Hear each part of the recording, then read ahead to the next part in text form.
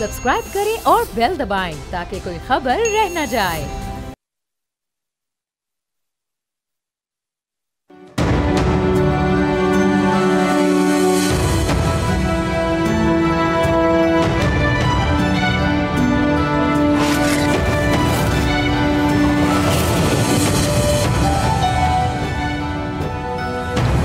Israel पर ईरानी हमले के बाद मिडिल ईस्ट में जंग का दायरा मजीद वसी होने का खतरा बढ़ गया है। पहले इसराइल और ईरान की हिमायत याफ्ता नॉन स्टेट एक्टर्स आमने सामने थे, अब जंग बराह रास्त दो मुल्कों के दरमियान है। अक़वाम मुत्तहिदा की सलामती काउंसिल का हंगामी इजलास भी तलब हो गया है, जहां अमरीका, चीन और रूस का किरदार इंतहाई अहम होगा। एक तरफ खित्ता जंग की तरफ बढ़ रहा है तो दूसरी तरफ पाकिस्तान में इदारे एक दूसरे के आमने सामने आ गए हैं। इस रस्सा कशी में आला अदलिया के जजेस ने पोजीशंस ले ली। हुकूमत बका की जंग में मसरूफ और पीटीआई डेस्परेट फाइनल शोडाउन की धमकियां दे रही है। आज मियां नवाज शरीफ ने एक जवाब दिया है और हमारा आज का जो बुनियादी सवाल है, क्या खित्ता स्ट्रेटेजिक शिफ्ट और मुल्क की सियासत हो रही है उसकी जानिब बढ़ रहा है, लेकिन हम उसके लिए इस सारी सूरत हाल के लिए कितने तैयार हैं अपने इंटरनल चैलेंजेस को लेकर। आप देख रहे हैं बोल आदिल अब्बासी के साथ। मेरे साथ मौजूद हैं फवाद चौधरी साहब, सीनियर सियासतदान भी हैं और तहरीक फॉर्मर फेडरल मिनिस्टर भी रह चुके हैं। Thank you very much for joining us. Chaudhary साहब, मुझे ये बताइएगा, इस मुल्क में सब ने पोजीशंस ले ली हैं, जजेस ने पोजीशंस ले ली हैं, इदारों ने अपनी अपनी पोजीशंस ले ली हैं। फवाद चौधरी साहब की क्या पोजीशन है? आप कहाँ खड़े हुए हैं? आपके सामने एक तरफ कबूलियत वाला दरवाज़ा है, दूसरी तरफ मकबूलियत वाला दरवाज़ा है। अब इन दोनों दरवाज़ों के बीच में खड़े हुए या एक दरवाज़ा ज्वाइन कर लिया?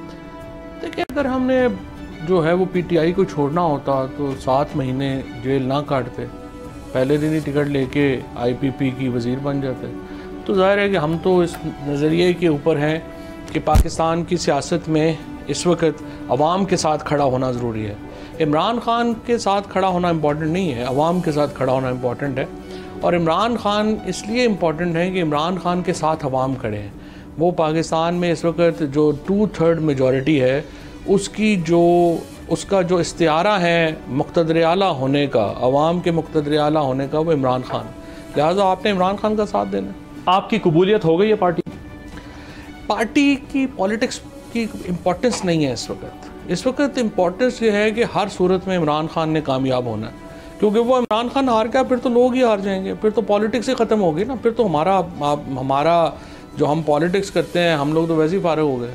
देखिए, आपकी बेसिकली जो मैं थ्रू आउट ये आर्गूमेंट सुनता रहा हूँ, आपका बेसिकली ये आर्गूमेंट रहा है कि पार्टी चली गई है यूट्यूबर्स के पास, टिकटॉकर्स के पास, नए वकीलों के पास, पार्टी में संजीदा तरीके से एफर्ट ही नहीं हो रही बानी चेयरमैन को निकालने की। अब इस कॉन्टेक्स्ट में आप एफर्ट कहाँ कर रहे हैं? मतलब ये समझने की ज़रूरत है ना। देखें, इसमें अभी आप संजानी जलसे में नज़र आए, फिर आप जो है वो संजानी जलसे की जो टोन थी, जो जुमले इस्तेमाल किए, उसके बाद आप हमें लाहौर और रावलपिंडी में नज़र नहीं आए। तो आप अपने आप को डिटैच भी कर रहे हैं? पिंडी में तो था, लाहौर में नहीं था। पिंडी में आप एहतजाज में गए थे? जी, पिंडी में गए। कहाँ तक पहुँचे थे? नहीं, पिंडी में नहीं गए थे। पिंडी में एहतजाज जो अभी हुआ, हाँ, जो नहीं अभी नहीं गया था, अभी मैं लाहौर था। और उस वक्त लाहौर जलसे में आप गए थे? मूवमेंट में थे। लाहौर जलसे में मैं नहीं गया था। लाहौर जलसे वाले दिन मेरे ब्रदर इन लॉ का निकाह था तो मैं इधर था। और पिंडी में एहतजाज आप इंशाल्लाह जाएंगे परसों। इन दो जगहों पे एक दिन तो चलें, ठीक है। पिंडी जुम्मे को आएगा। मेरी तारीख थी लाहौर में, तो इसलिए लाहौर में थे। 4800 केस हैं हमारे पास। तो उस दिन तो इनकलाब आ रहा था, आप तारीख पे चले गए? तारीख पे भी जाना ज़रूरी था। इनकलाब का हिस्सा है तारीखों पे जाना भी। तो बुरहान से वापस चला गया इनकलाब। मुझे बताएं, ये जो अब डी चौक पे फाइनल शोडाउन की बात हो रही है, और रियलिस्टिकली बात करते हैं, एक तो होते हैं ना ज़रा नारेबाजी होती है सारी, आपकी क्या अंडरस्टैंडिंग है? फाइनल शोडाउन क्या है, क्या होने जा रहा है? पीटीआई क्या करेगी इस फाइनल शोडाउन? देखिए, पीटीआई का प्रॉब्लम ये है कि पीटीआई के पास आपने कोई रास्ता ही नहीं छोड़ा। इमरान खान जब कोशिश कर रहे थे महीना पहले, अगर आप उनके बयानात देखें तो इमरान खान कर रहे थे कि जी किसी तरीके से हमारा जो टेम्परेचर है वो नीचे आए, और वो कह रहे थे chief of army staff neutral हो जाएं, हम एक आदमी अपॉइंट कर देते हैं, आप अपॉइंट करते हैं, मुज़ाकरात होने चाहिए, बातचीत होनी चाहिए। बट उसके बाद जो जलसे की हुकूमत ने, इस्टेब्लिशमेंट ने रिक्वेस्ट की कैंसिल करने की, वो उन्होंने कैंसिल किया। उसके बाद एक माहौल बनना चाहिए था बातचीत का, बट अनफॉर्चुनेटली इस्टेब्लिशमेंट और हुकूमत की तरफ से उसके बाद उस माहौल को कोई नहीं दिया गया, बल्कि बुशरा बीबी के साथ जो बदतमीज़ी हुई है और जो हो रही है उसके नतीजे में तलखियाँ बड़ी बढ़ गई हैं। तो खान साहब ने आपके ख्याल में एस्टेब्लिशमेंट को जलसा कैंसिल करके हाथ बढ़ाया था कि मेरे साथ बात करें? 100% नॉर्मलाइजेशन की तरफ, वहाँ से हाथ नहीं आया, नीचे करने की तरफ वहाँ से शुरू में तो आया ना, पता नहीं हुकूमत ने ख़राब किया है या इस्टेब्लिशमेंट ने आगे नहीं बढ़ाया, जिसकी हमें तो नहीं पता इस बात का, लेकिन बहरहाल वो मौका था कि जिससे आगे पाकिस्तान में एक बातचीत हो सकती थी, चीज़ें बढ़ सकती थी। अब टेम्परेचर इतना बढ़ गया है और इमरान खान के इस कॉल के बाद तो टेम्परेचर और बढ़ेगा। अब आज भी आपने देखा है मियांवाली में, सरगोदा में, मियांवाली में, इधर भावलपुर में बहुत इफेक्टिव एहतजाज हुआ है। और ये एहतजाज तो पिंडी में भी जैसे उस दिन वो कॉल करते हैं, बाकी काम तो हुकूमत ही 144 लगा दी गवर्नमेंट ने। ऑब्जेक्टिव कैसे हुआ है, इसमें क्या अचीव किया? देखें, अब आप एहतजाज में तो गवर्नमेंट जो है वो उतनी ही एफर्ट कर रही है ना कामयाबी की भी। अगर एहतजाज से वो डरते ना और होने देते हैं एहतजाज, तो लोगों ने क्या करना था, आना था, एक जगह जमा होना था, चला जाना था। बट ऐसे तो नहीं है, वो सारे बैरिकेड लगा देते हैं पूरे। आज मतलब लाहौर से फैसलाबाद आप जा ही नहीं सकते थे क्योंकि हुकूमत ने सारे जो पॉइंट्स हैं वो बंद कर दिए थे। वो 144 लगा दिया ना इन जगहों पे जहाँ जलसे आपने करने। लेकिन क्या होगा तो सब सिस्टम को जैम कर देगी। फाइनल शोडाउन से मुराद क्या ही नहीं, वो जो फाइनल शोडाउन है वो कॉन्स्टिट्यूशनल अमेंडमेंट का कोई नतीजा निकालना चाहते हैं, वो इमरान खान साहब की रिहाई कराना चाहते हैं उस फाइनल शोडाउन में। देखें ना, दो अचीव क्या, what they want to achieve, दो ही तरीके हैं ना। एक तो बांग्लादेश मॉडल है, बांग्लादेश में जिस तरह हज़ारों लाखों लोग निकले और उन्होंने हुकूमत को मजबूर कर दिया कि वो अपने घुटनों पे आ जाए, एक तरीका कार ये है। दूसरा तरीका ये है कि कोई आपस में बात हो, कंसेशंस हो और आगे बात चले। तो इशू ये है कि एहतजाज के बग़ैर हुकूमत जो है वो भी कोई बातचीत करने के लिए तैयार नहीं है। सो मेरा ये ख्याल है कि इस इफेक्टिव एहतजाज अगर होगा तो फिर हुकूमत भी सोचेगी कि बातचीत करें। As we speak there is no such dialogue, discussion behind the doors. Government भी they are not interested in this discussion at all. अब देखें ना, मैं और आप तो प्रीवी नहीं है, हमें नहीं पता कि क्या हो रहा है, लेकिन जिस तरह से टेम्परेचर ऊपर जा रहा है उससे एनालिसिस तो यही किया जा सकता है कि कोई ऐसी बात नहीं है। तो ये प्रेशर बिल्डअप करके उनको डायलॉग पे लाया जा सकता है। 100% यही तरीका हो। तो सिस्टम को जैम करना होगा। सिस्टम तो जैम हो, ऑलरेडी सिस्टम चल कौन सा रहा है? स्ट्रीट मूवमेंट की बात कर रहा हूँ। ठीक, मुझे ये बताएं, ये मियाँ साहब की आज रेयर अपीयरेंस हुई है और मियाँ साहब एक लफ्ज़ ईरान पे नहीं बोले, कुछ नहीं बोले, उन्होंने अपने कद के मुताबिक वही अता तारड़ के कद पे वही बात की है। मतलब मियाँ साहब में और अता तारड़ में कोई फ़र्क नहीं लगा। बट वो कहते हैं कि पीटीआई ने जो कुछ किया कुछ है नहीं, डिलीवरी कुछ है नहीं, पंजाब पे चढ़ दौड़ रहे हैं और पंजाब को जो है वो जो किया है वो भुगत रहे हैं। वो तो मतलब वही मैं कह रहा हूँ ना, अता तारड़ के लेवल की बातें की हैं उन्होंने। क्या किया?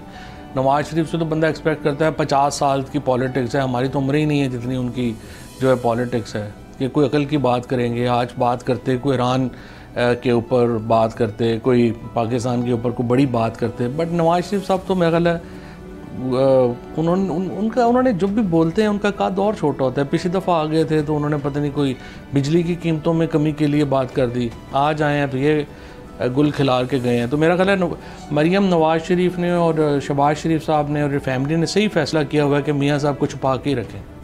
क्यों? क्योंकि जब भी वो बोल रहे हैं वो अपना ही बेड़ा गर्क कर रहे हैं ना। मगर वो कह रहे हैं कि आपने जो है वो सूबे का बेड़ा गर्क किया, वो कोई डिलीवरी नहीं किया, जिसकी वजह से ये सारी मुश्किलात फेस करनी पड़ रही है। ये फैसला तो लोगों ने करना था ना, तो लोगों ने कर दिया 8 फरवरी को। नवाज शरीफ अपनी सीट 30,000 वोटों से हार गए और मरीम नवाज अपनी सीट हार गई। तो अगर लोगों देखा ना, ये फैसला मैं तरक्की का सफर वो कहते हैं आपने रोक दिया। तरक्की का सफर तो लोगों ने फैसला करना था ना, उन्होंने फैसला कर दिया। They thought Usman Buzdar is much better than Nawaz Sharif, what we can do.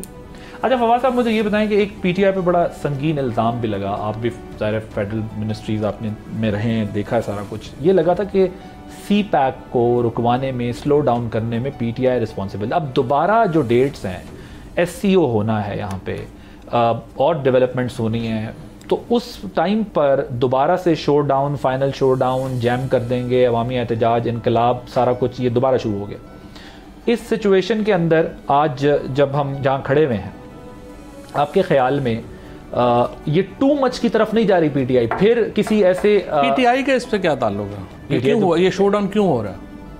ये शो डाउन इसलिए हो रहा है कि हुकूमत एक कॉन्स्टिट्यूशनल अमेंडमेंट ला रही है जिसमें वो फायज़ जिसर साहब को 3 साल और देना चाहती है। तो हुकूमत कॉन्स्टिट्यूशनल अमेंडमेंट 1 महीना डिले करते, शो डाउन ख़त्म हो जाएगा, सुकून हो जाएगा, अगले महीने बैठ के देख लेंगे। तो इसका मतलब ये है कि ये क्लियर कट वार्निंग है, थ्रेट है गवर्नमेंट को कि अगर वो नहीं पीछे हटते हैं इससे, तो इस महीने 15-20 दिन अगले, अब तो ज़्यादा टेम्परेचर ऊपर है, आप कैसे ऊपर जाए? बेशक चाइनीज हेड ऑफ स्टेट आए, ये तो हुकूमत ने नॉर्मलाइज करना ना, मैं आप या पीटीआई तो नॉर्मलाइज नहीं कर सकते। बट अगेन वो इल्जाम लगता है ना पीटीआई के ऊपर, इल्जाम तो हुकूमत पे लगाए जिन्होंने चाइनीज प्राइम मिनिस्टर के आने से पहले इतना बड़ा गन डाला है पाकिस्तान के अंदर, एक शख्स के लिए, पूरा आइन बदलने के लिए, एक नया इदारा बनाने के लिए। इल्ज़ाम हुकूमत पे लगता है या पीटीआई पे लगता है? आज जो जुडिशरी के अंदर हुआ है, मुस्तफ़ैन काज़मी साहब खड़े हुए, जाकर उन्होंने चीफ जस्टिस ऑफ पाकिस्तान से जिस अंदाज में गुफ्तगू की, उन्होंने कहा बाहर हमारे 300 वकला खड़े रहे।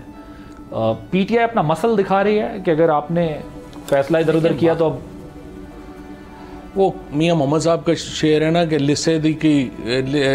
लिसेदा की ज़ोर मोहम्मद या नसरा, या रोना या नसना। तो जो कमज़ोर होगा, जब आप उसके लिए कोई रास्ते ही छोड़ दे, नहीं छोड़ेंगे तो वो क्या करेगा? वो अपना रोएगा ही ना, चीखें चलाएगा ही, जो उन्होंने आज किया है। मैं उर्दू तर्जुमा कर दूंगा, कमज़ोर आदमी कह रहे हैं आप, लेकिन आप जो है वो रियासत के मुकाबले में तो कमज़ोर ही है ना, इंडिविजुअल्स हैं।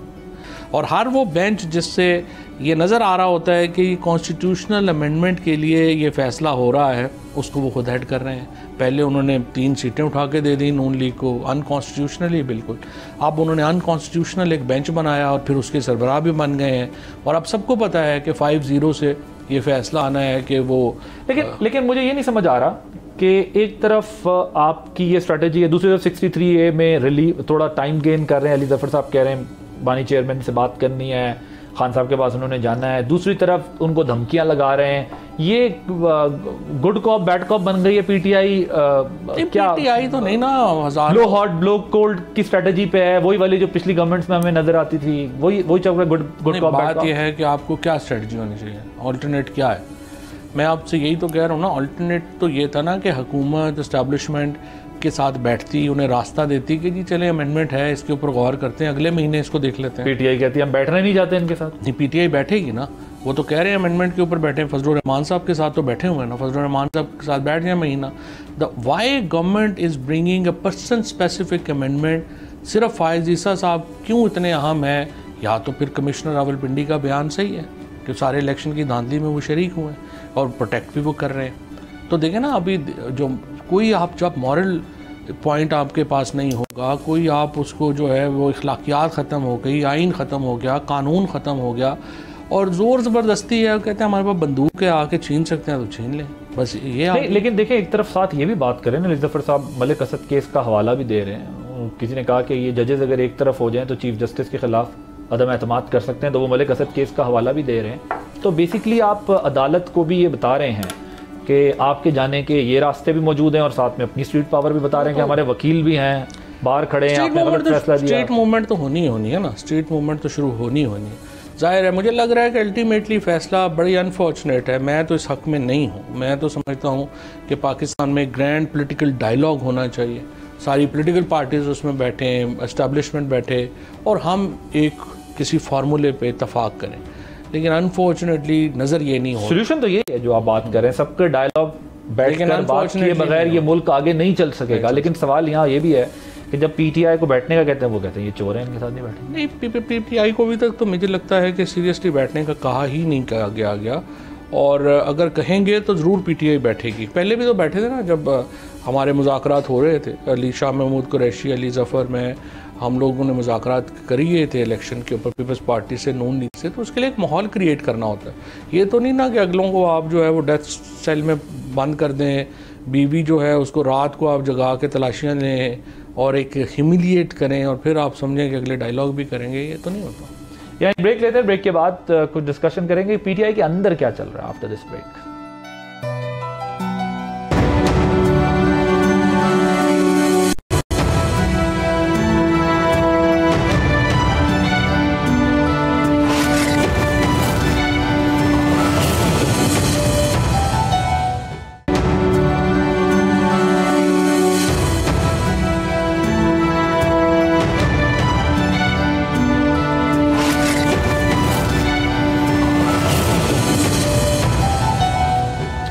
Welcome back. हमारे साथ फवाद चौधरी साहब मौजूद हैं। फवाद चौधरी साहब से हम बात कर रहे हैं पीटीआई की मुस्तकबिल की हिकमत अमली। मुझे बताइएगा चौधरी साहब कि ये कल अली अमीन गंडापुर साहब की मुलाकात हुई है खान साहब से और उसके बाद उन्होंने मीडिया से इंटरेक्शन नहीं किया। आपकी क्या इन्फॉर्मेशन है, क्योंकि वो ना लाहौर जलसे में पहुंच सके और ना ही पिंडी एहतजाज मुकम्मल कर सके, क्या कुछ क्लास व्लास हुई है क्या? नहीं, मेरा नहीं ख्याल, मुझे तो ज़ाहिर पता नहीं है, ना मेरी अली अमीन साहब से कल बात हुई है। आपकी मुलाकात क्यों नहीं हो रही खान साहब से? मेरी मुलाकात अभी नहीं हुई, जब खान साहब बुलाएंगे तो कर लेंगे। क्यों नहीं बुला रहे? ये तो खान साहब बता। फैसल चौधरी साहब की तो मुलाकात होती रहती है, क्योंकि उनसे आपने पूछा कि पता करें खान साहब? बस वो खान साहब का ख्याल है कि हम आके करते हैं। पहले मुझे बुलाया था, फिर दरमियान में नहीं हुआ, फिर अभी खैर मैंने कोई परसों भी नहीं किया। लेकिन आपके हवाले से क्लियर है वापस लेने के लिए? मैं क्लियर हूँ कि हर सूरत में इमरान खान को जीतनी चाहिए ये लड़ाई। नहीं, वो तो आपका है ना। खान साहब का मैंने पार्टी में आपकी क्या पोजीशन है? मैंने गौर नहीं किया, पार्टी में मेरा इशू नहीं है। पहले हम खान साहब जीत जाएंगे, फिर पार्टी भी देख लेंगे। अभी तो पार्टी की क्या है, अभी पार्टी है ही कोई नहीं। पार्टी पहले भी पार्टी शहरे में है ना अभी ये पार्टी की लीडरशिप में क्या अभी कोई वो नहीं है। तो ये कैसे होगा? पार्टी की लीडरशिप में भी जान नहीं है, चेयरमैन आपके अंदर हैं, आप अपना स्टेटस कह रहे हैं मेरा क्लियर नहीं है, जब बाहर आएंगे तब क्लियर होगा। इस पार्टी का अपना अंदर का मसला हल है और अवाम है। इमरान खान है और अवाम में दरमियान में काडर नहीं है, ये आप कह लेना। बाकी तो ज़ाहिर है इमरान खान तो जो कहते हैं लोग उस पर। लेकिन कंफर्म कैसे हो? परसों खबर चली कि वो बैरिस्टर गौर साहब को, बड़े अच्छे शरीफ नफीस आदमी, उनको कहा कि ये बुज़दिल है, फिर आप आज क्लियर कर दिया उसको। तो ये क्लियर कैसे होगा? ये तो रिपोर्टर्स जाते हैं वहां पर, कोई कुछ बता रहा है, कुछ पार्टी लीडरशिप। ये तो छोटी बातें हैं, ऐसे क्या पार्टी लीडरशिप से नाराज नहीं है खान साहब?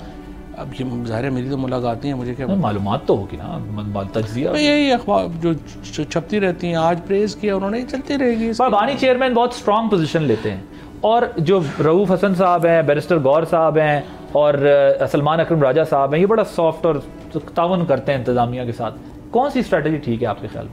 लेकिन ना बात यह है कि पोजीशन तो वही है ना जो इमरान खान लेते हैं, बाकी सारे की तो वो पोजीशन नहीं है ना। ये तो सारे पॉलिटिक्स में भी नोबारद हैं और मेरे ख्याल में पीटीआई ने बड़ी मिस्ड अपॉर्चुनिटीज़ की एक स्टोरी है। अगर आप देखें, सबसे बड़ी गद्दारी पीटीआई के साथ उस शख्स ने की जिन्होंने 9 फरवरी को जिसने कहा कि आप मूवमेंट ना चलाएं और हम पार्लियामेंट में बैठ के किरदार अदा करेंगे। 9 फरवरी वो दिन था जब पीटीआई को सड़कों पे होना चाहिए था। जिस दिन सबके रिजल्ट्स बदले गए थे, एमएनए एमपीएस के रिजल्ट्स उनकी आंखों के सामने बदले जा रहे थे, उस दिन उन्होंने निकलना था। उसके बाद लियाकत चट्टा का बयान आया, पीटीआई ने कुछ नहीं किया, उनको छोड़ दिया। फिर जिन लोगों को मिजरी में रखे हो गए, जो मिसिंग पर्सनस हैं, जो लोग हैं, पार्टी उनके साथ खड़ी नहीं होती। तो ये लीडरशिप का सबसे बड़े फेलियर्स ये हैं। और उसके बाद जाहिर है कि मैं समझता हूँ कि सबसे उस शख्स को तो पार्टी से निकाल देना चाहिए जिसने कोर कमेटी में ये बात कही कि 9 फरवरी को कि हम पार्लियामेंट में जाएंगे और हम एहतजाज नहीं करेंगे। इतना बड़ा गद्दारी की उसने पार्टी के साथ, जिसने उस दिन तहरीक नहीं चलाई। अब उसके बाद किसने किया है? मुझे नहीं पता, जो भी होगा कोर कमेटी वालों को तो पता ही होगा ना। उसके बाद देखें 6 महीने से जेल से मैं बात कर रहा हूँ कि एक पोजीशन अलाइंस की ज़रूरत है और वो अनफॉर्चुनेटली आप पोजीशन अलाइंस नहीं बना सके। आज यही कॉल जो इमरान खान ने दी है डी चौक की, आप अंदाज़ा करें ना, अगर इसमें जमात इस्लामी, जीडीए और मौलाना फजलुर रहमान शामिल होते तो फिर इस कॉल का क्या इम्पैक्ट आना था। नहीं, मौलाना फजलुर रहमान साहब तो कह रहे हैं केपी में मुझे हरवाया गया, इनको जितवा के। केपी में तो तैयार है, ये क्या एक दूसरे के खिलाफ है? नहीं, केपी में तो कह रहे हैं कि आप तहकीकात करें, तो केपी में आप तहकीकात कर लें और पंजाब में भी कर लें और सिंध में भी कर लें। ये आईनी तरमीम वाले मामले में आपको क्या लगता है कि कौन सियासी तौर पर एक दूसरे और ज़रा फेयर एनालिसिस के ऊपर, पार्टी से हटकर, आप बड़े अच्छे एनालिस्ट भी रहे एक ज़माने में, मुझे बताएं कि आपके ख्याल में मौलाना पीटीआई को इस्तेमाल कर रहे हैं या पीटीआई मौलाना को इस्तेमाल कर रहे हैं? नहीं, दोनों की पॉलिटिक्स है, दोनों को एनजीओ तो नहीं चला रहे ना। मौलाना भी एनजीओ नहीं चला रहे, पीटीआई भी एनजीओ नहीं चला रहे। कौन ज़्यादा अच्छी पॉलिटिक्स कर रहा है? जाहिर है मौलाना फजलुर रहमान ने बड़ी अच्छी पॉलिटिक्स की है। वो 8 सीटों के साथ सारी पॉलिटिक्स तो उनके इर्द गिर्द घूम रही है, ये तो बैठे मुंह देख रहे हैं। अगर यही तो एक जो पॉलिटिकल फेलियर्स हैं उनमें ये भी है ना कि मौलाना फजलुर रहमान जो है वो, आप याद होगा आपको कि बेनज़ीर भुट्टो शहीद जो थी वो 16 सीटें थी उनकी नेशनल असम्बली में और उन्होंने पूरी पार्लियामेंट नून लीग को घुमा के रख दिया था। यहाँ पे 90 सीटें हैं पीटीआई, पार्लिमानी पार्टी को कुछ पता ही नहीं करना क्या है। नीचे आप देखें एजाज चौधरी साहब हैं, अपनी यास्मीन राशिद हैं, हमारे उमर चीमा है, महमूद और रशीद हैं, उनकी पेशी के ऊपर कभी पार्लिमानी पार्टी कभी गई ही नहीं, उनको पता ही नहीं क्या है वो है नहीं है। मौलाना साहब ने अपने कार्ड्स बहुत अच्छे किए, गवर्नमेंट को टफ टाइम दिया है जो उन्होंने उनके साथ किया है। अभी भी पॉलिटिक्स तो देखें मौलाना के इर्द गिर्द रिवॉल्व कर रही है। हाँ। अभी अगर आज मौलाना को अगर आप समझें कि ये हुकूमत रौंद के अमेंडमेंट करवा सकेगी तो नहीं करवा सकती। अगर आज मौलाना को आप रौंदने की कोशिश करेंगे, और वो सिर्फ पार्लियामेंट के अंदर ही नहीं है उनका इम्पैक्ट, पार्लियामेंट के बाहर तो उससे भी ज़्यादा है। पार्लियामेंट के बाहर अगर पावर उनके पास अगर वो और पीटीआई इकट्ठे हो गए और साथ जमात इस्लामी मिल गई तो हुकूमत तो एक दिन नहीं चल सकती ना। ये 25 तारीख से पहले आप देख रहे हैं कि रीसेट होगा या नहीं? मेरा ख्याल है 25 तारीख से पहले शायद रीसेट ना हो। 25 साल से पहले अगर हुकूमत ने बहुत ज़ोर लगाया, एस्टैब्लिशमेंट ने ज़ोर लगाया तो अमेंडमेंट्स भी शायद हो जाए, मुझे वो भी उसमें कोई नहीं है। But post amendment Pakistan will be far more I would say instable जितना कि अब है। बहुत ज़्यादा इंस्टेबिलिटी जो है उस वक्त आएगी, क्योंकि आपने एक तो आप पहले ही यहाँ पे सबसे बड़ी जो अवामी कुव्वत है तहरीक इंसाफ, आप उसके ख़िलाफ़ 2 साल से नाकाम लड़ाई लड़ रहे हैं और आपसे सेटल डाउन नहीं हो रहा। क्योंकि जो 4 मिथ्स जिसके ऊपर ये सारा निज़ाम खड़ा किया गया था, इमरान खान तो 14 दिन जेल में नहीं निकाल सकते, वो 14 महीने से जो है वो बैठे हैं। ये पार्टी ख़त्म हो जाएगी, पार्टी तगड़ी हुई है। फिर आपने कहा अरब खिलाफ है, यहाँ अरबों डॉलर आ जाएंगे, वो नहीं, एक पैसा नहीं आया। फिर आपने कहा वेस्ट बड़ा ख़िलाफ़ है, वो वेस्ट से उल्टा प्रेशर आना शुरू हो गया, आप क्या कर रहे हैं। सो वो सारी मिथ्स जो हैं वो शटर हो गए। वेस्ट से याद आया, इंग्लैंड का मैच शुरू होने वाला है हमारा अभी 7 अक्टूबर से। ये तो नहीं इधर फाइनल शोडाउन के लिए भी मोमेंटम बनाए, लेकिन पता चले बाद में वो, क्योंकि इंग्लैंड के साथ खान साहब के ताल्लुकात मुल्तान को भी इसीलिए आज एहतजाज से निकाला है ना कि वहाँ पे वो था। तो अक्टूबर में क्रिकेट मैचेस हैं तो वहाँ पर करेंगे नहीं? जिन वेन्यूज़ पे हो रहे हैं उस वेन्यूज़ पे पीटीआई ने कहा है कि हम नहीं करेंगे, ताकि उसके मुताबिक जो है वो चलती रहे। वो इशू नहीं है, इशू तो इस्लामाबाद का है ना, वहाँ पे क्या करना है। इशू तो ये है कि इस्लामाबाद में कब जो है वो लोग जो हैं वो आएंगे, और लाखों लोग अगर यहाँ पे आएंगे तो जाहिर है कि फिर सिचुएशन। बट इधर भी मसला है ना, वो मलेशिया के प्रेसिडेंट आ रहे हैं, SCO है आगे, हुकूमत करने नहीं देगी उसके बाद। तो हुकूमत बेस्ट यही है कि हुकूमत फिर कॉन्स्टिट्यूशनल अमेंडमेंट डिले कर दे। One line, we are running out of time, मुझे बताइएगा कि पंजाब में उस तरह फुट होल्ड नहीं है, उस तरह रिस्पॉन्स नहीं है जिस तरह KP में है, उसकी क्या रीज़न? उसकी रीज़न बेसिकली तो ये है कि एस्टैब्लिशमेंट ने जो बर्बरियत और फस्तायत का मुजाहरा जो पंजाब में हमने देखा है हुकूमत की तरफ से, वो KP में नहीं है। और KP में बहरहाल आज़ादी है लोगों को पॉलिटिकल एक्टिविटी की। पंजाब में तो बहुत जुल्म हुआ है और बहुत बर्बरियत हुई है, जिसकी वजह से वो मोमेंटम उस तरह का नहीं है। लेकिन हमने पिंडी में देखा है, और फिर लीडरशिप भी सारी ज़ाहिर है, हम लोगों को तो कि खैबर पख्तूनख्वा की भी तो लीडरशिप इंटैक्ट है। पंजाब में लीडरशिप को ख़त्म किया गया, सिर्फ 13 MPs रिटर्न हो सके हैं PTI के, बाकी सबके या पेपर रिजेक्ट कर दिए गए या ज़बरदस्ती उनको कहा गया कि आपने इलेक्शन नहीं लड़ना। सो आप अंदाज़ा लगा लें कि पंजाब तो वो डिसइंटीग्रेट करने से तो फ़ायदा हुआ ना, इसका मतलब फिर पंजाब तो PTI गैदर नहीं कर सकी। नहीं, लेकिन अब प्रॉब्लम हो गया ना, अब सारे नए लोग नीचे से आ गए, और वो सारे लोग नए लोग आ गए हैं जो शायद पॉलिटिकल रियलिटीज़ को उस तरह से नहीं समझते जिस तरह से they are more aggressive. Thank you so much. Fawad Chaudhry साहब हमारे साथ मौजूद थे, former federal minister, Tehreek Insaf से ताल्लुक़। मुझे एक ब्रेक लेनी है, ब्रेक के बाद जब वापस आएंगे तो ज़रा ईरान और इजराइल की जो टेंशन और मिडल ईस्ट पर या उसके असरात जो पड़ने हैं उस पर बात करेंगे आफ्टर दिस शॉर्ट ब्रेक।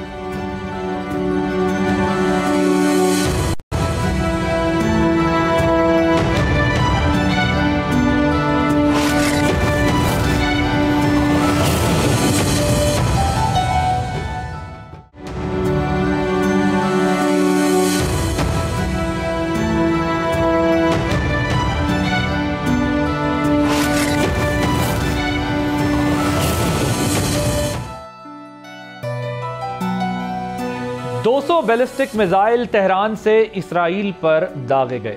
क्या ये हमला एक बड़ी जंग का आगाज है? क्या मशरिक़ वस्ता एक तबाहकुन तसादुम की जानिब बढ़ रहा है? ईरान और इसराइल के दरमियान बढ़ता हुआ तनाव क्या खित्ते को मुकम्मल तबाही की तरफ धकेल रहा है? सबसे अहम सवाल यह है कि क्या दोनों ममालिक खुली जंग के दहाने पर पहुंच चुके हैं? क्या ईरान और इसराइल का तसादुम तीसरी आलमी जंग का सबब बन सकता है? इस जंग के फैलाव से पाकिस्तान पर क्या असरात पड़ेंगे? क्या सूरत हाल बनेगी? हालिया वाकयात पर अगर गौर करें तो पता चलता है कि मंगल की रात ईरान ने इसराइल पर तकरीबन 200 बैलिस्टिक मिसाइल दागे। जी हां, 200 ईरान के पासदारान इंकलाब ने इसराइल को खबरदार करते हुए धमकी दी कि अगर जवाबी कार्रवाई की गई तो ईरान मजीद बड़े हमले करेगा। याद रहे कि यह पहली बार नहीं हुआ है। अप्रैल में दमिश्क में ईरानी कॉन्सुलेट पर हमले के बाद ईरान ने इसराइल की जानिब से बैलिस्टिक मिसाइल और ड्रोन दागे थे, लेकिन इस बार हमला और भी संगीन था। इसराइली फौज ने इब्तदाई तौर पर कहा कि ईरान ने 180 मिसाइल दागे, जबकि अमरीकी हुकाम का दावा है कि उनकी तादाद 200 थी। ये तादाद अप्रैल के हमले से कहीं ज्यादा है, जब ईरान ने 110 बैलिस्टिक और 30 क्रूज मिसाइल दागे थे। अब सवाल यह है कि इसराइल के दिफाई निज़ाम ने किस हद तक कामयाबी हासिल की। इसराइली हुक्काम का दावा है कि मिसाइल हमले के बाद किसी किस्म का फौरी खतरा मौजूद नहीं, लेकिन उन्होंने नुकसानात की तफसीलात अभी तक जाहिर नहीं की हैं। ईरान का कहना है कि इस हमले में पहली बार हाइपरसोनिक मिसाइल भी इस्तेमाल किए गए हैं और 90% मिसाइल अपने हदफ तक पहुंचे हैं। तेहरान ईरानी ज़राए ने बताया है कि इस हमले में 3 इसराइली दिफाई अड्डों को निशाना बनाया गया था। इसराइली वज़ीर आज़म बेंयामीन नेतन्याहू का सामने आया। ईरान ने कहा कि एक बड़ी गलती कर दी है और इसराइली फ़ौज ने यह वाज़े कर दिया है कि वो अपनी मर्जी के वक्त और मकाम पर जवाब देगी, लेकिन क्या ये जवाबी कार्रवाई होगी और कब? दूसरी जानिब ईरान की जानिब से कहा गया है कि अगर इसराइल ने जवाबी कार्रवाई की तो तेहरान का जवाब ज़्यादा तबाहकुन होगा। अब जो इस वक्त सूरत हाल है, ऐसे में अमरीकी सदर जो बाइडन ने इसराइल की मुकम्मल हिमायत का ऐलान करते हुए कहा है कि कोई भी इस मामले में गलत फहमी का शिकार ना हो और उनका मुल्क इसराइल का दिफा हर सूरत करने के लिए तैयार है और हिमायत जारी रखेगा। याद रहे कि 1967 में उर्दन, शाम और मिस्र के साथ इसराइल की जंग का इख्तिताम हुआ तो मशरकी यरूशलेम के साथ साथ वेस्ट बैंक और गोलान की पहाड़ियाँ उसके कब्जे में थीं और अरब ममालिक की शिकस्त ने एक नए दौर की इब्तिदा का ऐलान किया। ये जंग 6 दिन बाद ख़त्म हो गई थी, ताहम हालिया दौर में इसराइल और ईरान के इत्तेहादियों की लड़ाई तवील हो चुकी है। ऐसे में ईरान की जो रहनुमा हैं वो फतह का दावा कर चुके हैं, लेकिन क्या वो एक ऐसी जंग की बात कर रहे हैं जो शुरू होने से पहले ही सूरत हाल को तब्दील कर चुकी है? अब सवाल यह है कि इसराइल का रद्द अमल क्या होगा, इस रद्द अमल की सूरत क्या बनेगी। इसराइल की जवाबी कार्रवाई में सबसे वाज़े अहदाफ तो वो अड्डे होंगे जहां से ईरान ने इसराइल पर मिसाइल दागे हैं। इनमें कमांड एंड कंट्रोल मराकज़ के साथ साथ ईंधन फराहम करने वाली सहूलियात भी शामिल होंगी। साथ ही साथ इसराइल की कोशिश होगी कि वो ईरान में अपने खुफिया एजेंटों की मदद से इन सरकारी ओहदेदारान के खिलाफ कार्रवाइयाँ करे, जिन्होंने हमलों का हुक्म दिया है उनके खिलाफ ये कार्रवाई की जाए और उस पर अमल दरामद किया जाए। अगर इसराइल इससे भी आगे बढ़ना चाहता है तो वो ईरानी जौहरी तनसीबात को निशाना बना सकता है, जिसका मतलब है कि beginning of the end times. अब सवाल यहाँ पर यह भी है कि इस जंग के नताइज कितने दूर तक जाएंगे और क्या पाकिस्तान भी इसके असरात की जद में आ सकता है। इन इश्यूज़ पर बात करने के लिए हमारे साथ मौजूद हैं ब्रिगेडियर रिटायर्ड वकार हसन खान साहब, डिफेंस एनालिस्ट हैं, जिनसे हम इस सूरत हाल पर बात करेंगे। जी ब्रिगेडियर साहब, thank you very much for joining us. मुझे ये बताइएगा कि ये जो अब ईरान इसराइल जंग शुरू हो चुकी है, दायरा मिडल ईस्ट अब पूरा का पूरा हम देखेंगे कि क्राइसिस फेस करेगा और आने वाले जो दिन हैं वो काफ़ी मुश्किल होंगे, डिफ़िकल्ट होंगे। मैं अगर ज़रा वॉर स्ट्रैटेजी पे या कैपेबिलिटी पर बात करूं तो मुझे ये बताइएगा कि ये जो ईरान ने कल अटैक्स किए हैं ये कितना सस्टेनेबल होगा इस किस्म की वॉर का आगे चलना, और जो हाइपरसोनिक मिसाइल्स यूज़ करने की बात की जा रही है इसकी कैपेसिटी क्या है, और अब जो इजराइल की तरफ से आएगा, how do you see the whole situation? इसमें आई थिंक 3-4 तो बड़े प्लेयर हैं दुनिया के सामने, जो जिसमें हिजबुल्लाह है, हमास है, हुतीज है, जो बेसिकली आप कह लें कि लिंक्ड है ईरान से। उनको आप जो मर्जी कह लें, हम उनको एक्सेस ऑफ रेजिस्टेंस कहते हैं। और पीछे डेफिनेटली ईरान की बैकिंग और उसके पीछे में रशिया की बैकिंग है। जो टाइम वी फॉरगेटेड कि परसों जो रशियन प्राइम मिनिस्टर वहाँ पे थे ईरान में, और जैसे ही क्राइसिस हुआ तो वो फौरन पहुंचे। और रशिया का अपना एक स्कोर उसने सेटल करना है जो यूक्रेन रशिया वॉर्मर्स के साथ किया जा रहा है। वहाँ पे लॉन्ग रेंज मिसाइल देने की बातचीत हो रही है यूक्रेन को। तो एक तो ये बहुत बड़ा फैक्टर है, उसका जवाब रशियन हमेशा बोलते हैं कि वेस्टर्न फ्रंट पे आएगा, और ये वेस्टर्न फ्रंट ही है उनका मिडिल ईस्ट। दूसरा, रशिया के अपने बेसेज हैं तरतस में और खमीमीन में, ये सीरिया में है, सीरिया की कोस्ट पे, और मेडिटेरियन में एक ही एंट्री है उनकी, आप कह रहे हैं वार्म वाटर में, तो वो कभी कॉम्प्रोमाइज नहीं होने देंगे। वो समझते हैं कि ईरान कॉम्प्रोमाइज होता है तो शायद उनके बेसिस, तो इसका मतलब है कि ये एक तरफ आप कह लें एक अलायंस नजर आएगी आपको, ये 3 लेयर में। दूसरी तरफ डेफिनेटली इजराइल है, इसके एलाइड है, जिसमें वेस्ट है लेड बाय यूनाइटेड स्टेट्स, उसकी फिजिकल प्रेजेंस है, अभी दोनों जो अपनाए हैं, स्ट्रेट ऑफ हॉर्मुज है और उसके बाद रेड सी है। तो अगर आप कॉन्टेस्ट को देखें तो शुरू में तो आपको लगेगा कि शायद Israel versus axis of resistance, लेकिन 3 लेयर में हो रहा है। और अगर ये चलता है तो इसको आपने पूरे आई थिंक इसका कॉन्टेक्स्ट देखना है कि ये किस तरीके से अनफोल्ड होगा। दैट्स वाई लोग बात करें कि अगर ये चीजें आगे चलती हैं तो फिर मिनी वर्ल्ड वॉर 3 शुरू हो सकती है। इसमें सुपर पावर्स का अपना डायरेक्ट इंटरेस्ट है और दूसरा एनर्जी इंटरेस्ट है दुनिया का। अभी स्ट्रेट ऑफ हॉर्मुज और रेड सी से 1/3 ऑफ ग्लोबल एनर्जी फ्लो करती है। और अगर आप सुपर टैंकर्स कैलकुलेट करें, कभी गूगल करके देखें, इनके शिपिंग की जो मॉनिटरिंग करते हैं, हर 30 सेकंड के बाद एक सुपर टैंकर गुजरा है और उसमें चाइना का इंटरेस्ट है, उसमें भारत का है, पूरी दुनिया का है, एनर्जी चौक हो सकती है। तो आई थिंक एक तो ये फैक्टर जरूर रखें कि एनवायरमेंट ये है। दूसरा, अभी तक जो मिलिट्री स्ट्रेटजी है ईरान जो लेट्स से इजराइल की रही है कि पहले मुतारफ ग्रुपों को 1 by 1 टैकल करे, उसकी लीडरशिप को उसने निशाना बनाया, उसमें टेक्नोलॉजी का यूज हुआ, और दूसरा एक दूसरे साइड को डीमोरलाइज करे, और मे भी उसमें फिर जहाँ उसको मौका मिलता है वो आई थिंक फेज वाइज आगे चल रहा है। लड़ाई को बहरहाल 1 साल क्या ईरान के जो प्रॉक्सीज कहलाती हैं, जो उनको ईरान को इजराइल न्यूट्रलाइज करने में कामयाब हुआ है? और जो कल रिस्पांस ईरान ने दिया है उसके बाद ज़ाहिर है वो एक आयरन डूम और एक जो एक इम्प्रेशन था, एक मिथ बनी हुई थी इजराइल की, वो तो कॉम्प्रोमाइज़ हुई है। सो रिटेलिएशन दैट इज़ देयर। लेकिन ये मुझे बताइएगा कि किस हद तक जो है वो न्यूट्रलाइज कर सका है इजराइल ईरान के इन लोगों को? आई थिंक उसमें हमास पे तो काफी ज्यादा डेंट है, हिजबुल्लाह की लीडरशिप लेवल तक है।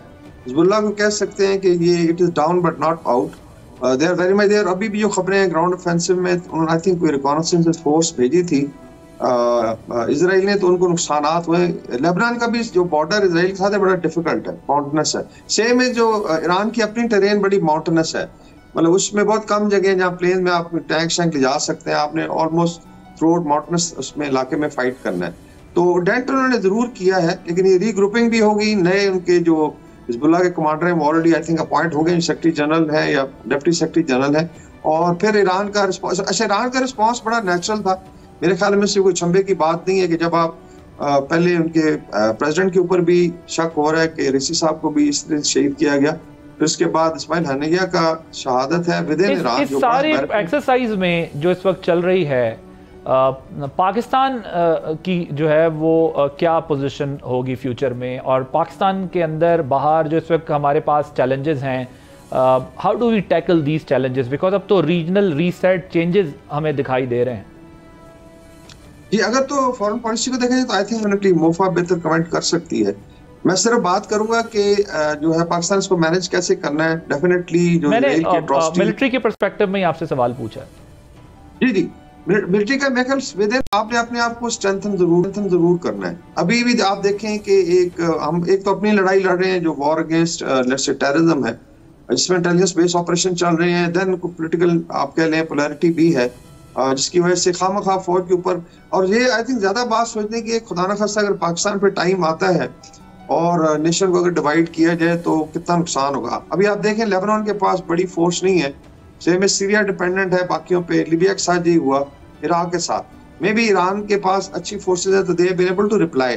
तो आई थिंक सबसे बड़ा लेसन इसमें एक तो ये मिलिटरीली आपने स्ट्रेंथन अपने आप को रखना है, और अवाम और मिलिट्री के दरमियान कोई गैप नहीं आना, because that is very very dangerous. जो नेतन्याहू की स्पीच थी, उसने एड्रेस किया ईरानियन पब्लिक को आई थिंक कल हमले से पहले, और उसने उसमें अपील की थी कि आप उनको उठा के परे हमारे रीजन को। That is a kind of narrative जो चलता है, जब अवाम और फौज में गैप क्रिएट हो तो बड़ा खतरनाक होता है। बाकी जो है I think as far as overall escalation है, जो एट्रोसिटीज हैं, डेफिनेटली पाकिस्तान को कंडेम भी करता है। पाकिस्तान वुड नॉट लाइक ये रीजन जो है लेट्स से आग की लपेट पे, बिकॉज इसमें पाकिस्तान के अपने इकोनॉमिक इंटरेस्ट हैं, पाकिस्तान के अपने सिक्योरिटी इंटरेस्ट हैं। खुदा ना खास्ता ईरान डिस्टेबलाइज होता है, उसमें डेफिनेटली पाकिस्तान पे इनडायरेक्टली उसके असरात मुरतब होंगे। लेकिन ये फिर पूरे रीजन को देखना है। Mainly I think militarily we should be definitely building of capacity, जो है चाहे मिसाइल कैपेबिलिटी है, न्यूक्लियर कैपेबिलिटी आपका बहुत बड़ा डिटरेंट है। और फिर जो कन्वेंशनल कैपेबिलिटी, इसको आपने मेंटेन रखना है। मेरे ख्याल इसमें यही लेसन है, कमजोरी नहीं दिखानी। Thank you so much. Defence analyst Waqar Hasad मौजूद थे, आपने गुफ्तगू सुन रहे थे। बहुत नाजुक दौर है, जो खत्ते के अंदर तब्दीलियाँ हो रही हैं, जो बड़ी पावर्स के डिफरेंसेस हमें नज़र आ रहे हैं, छोटे मुल्कों के अंदर वो लड़ाइयाँ नज़र आ रही हैं। उस सारी सूरत हाल को पाकिस्तान को बहुत केयरफुली टैक्टफुली जो है वो हैंडल करना होगा, क्योंकि इकनॉमिक टर्मोइल और दीगर इशूज़ को एड्रेस करते हुए फॉरेन पॉलिसी को जो है वो केयरफुली ड्राइव करना होगा, क्योंकि एक एक मूव बहुत इंपॉर्टेंट है इस सारे प्रोसेस के अंदर। तो पाकिस्तान के लिए भी एक बड़ा चैलेंज होगा इस सारी सूरत हाल में अपने आप को जो है वो आगे लेकर चलना।